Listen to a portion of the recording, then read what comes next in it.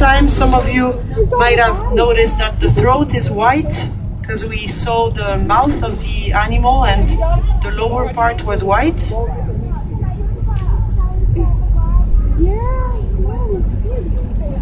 And as you can see, yep, 1 o'clock again. They're really, minding their own business. They're not, this is actually quite typical of behaviors that we notice every day, what we are looking at right now. It's quite typical.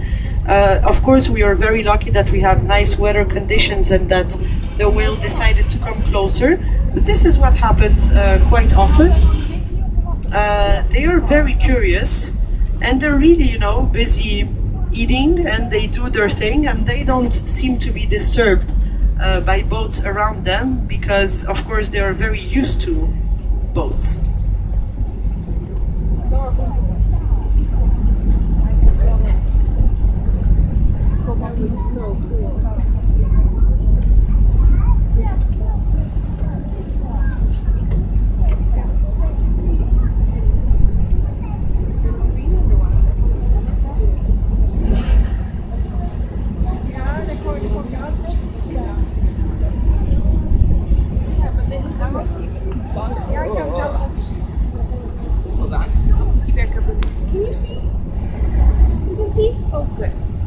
I think it would actually be a good idea if I would tell you more about differences between toothed whales and baleen whales, because I started to use those terms and I think I should tell you a little bit more about those differences. So, we sometimes say whales and then dolphins and then porpoises, and it's quite confusing actually, especially if you're new at this, to understand what the difference is between them. And probably, at least for beginners, the easiest thing to do would be to consider that all those animals are whales, because they are, and then we divide them into two categories, the baleen whales and the toothed whales. And there are many differences between baleen whales and toothed whales, and I'm gonna tell you a few of those differences.